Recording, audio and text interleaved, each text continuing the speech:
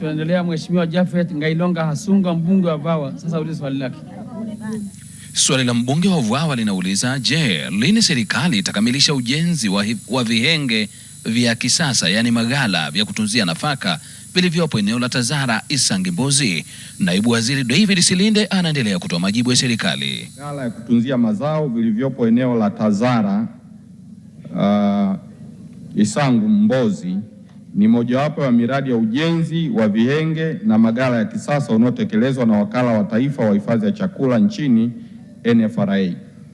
Mheshimiwa Naibu Spika, ujenzi wa vihenge hivyo ulikuwa ukitekelezwa na kampuni ya Ferram SA ambayo ilishindwa kukamilisha kazi hiyo kwa wakati, na hatimaye serikali ilisitisha mkataba wake ukiwa umefikia 74% ya utekelezaji mnamo Oktoba mwaka 2024. Baada ya hatua hiyo, mkandarasi mpya Unai Araj amepatikana na anatarajiwa kukamilisha kazi hiyo ifikapo Juni 2027. Mheshimiwa Hasunga, swali la nyongeza. Asante sana Mheshimiwa Naibu Spika, hii ni mara ya pili nauliza swali hili. Mwaka jana niliuliza na nikapata majibu kwamba tayari wameshafuta ule mkataba wa zamani na wamesha saini mkataba mpya. Sasa maswali mawili madogo ya nyongeza. Ni lini mkandarasi hiyo mpya Yonia Araji atakabidhiwa saiti na kuanza kutekeleza huu mradi ili uweze kukamilika kwa wakati?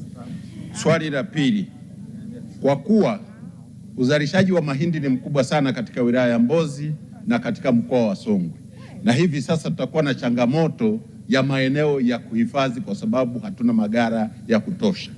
Je, serikali ina mkakati gani wa kuhakikisha kwamba uzalishaji wa mwaka huu kwanza inanunua hayo mazao na kuyahifadhi maeneo yanayostahili ili taifa liweze kunufaika?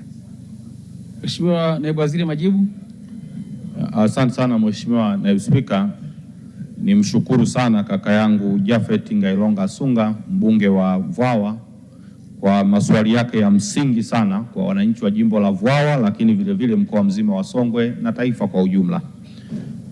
Nimthibitishie tu kwamba tumekubaliana na NFRA tunapoanza huu mwaka mpya wa fedha mwezi Julai, huyu mkandarasi mpya Unai Araj atakabidhiwa saiti ili aweze kuifanya ndani ya mwaka mmoja na kukamilisha inapofika Juni mwaka 2027, ili vihenge hivi vya kisasa vianze kutumika kwa ajili ya kuhifadhia mazao.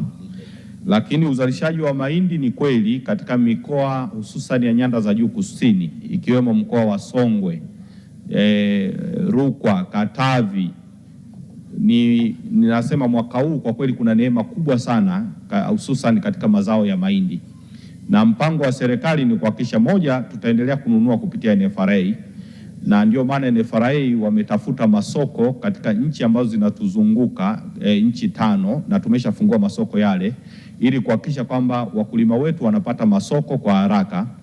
Lakini la pili, mpaka sasa hivi NFRA wamekuwa na kazi ya kuainisha maeneo ya kuhifadhia mazao, yakiwemo yale ambayo serikali tunamiliki, lakini mengine yale ambayo wananchi binafsi wanamiliki. Kwa hiyo tunapeleka biashara kwa wananchi kwa kutumia maghala yao.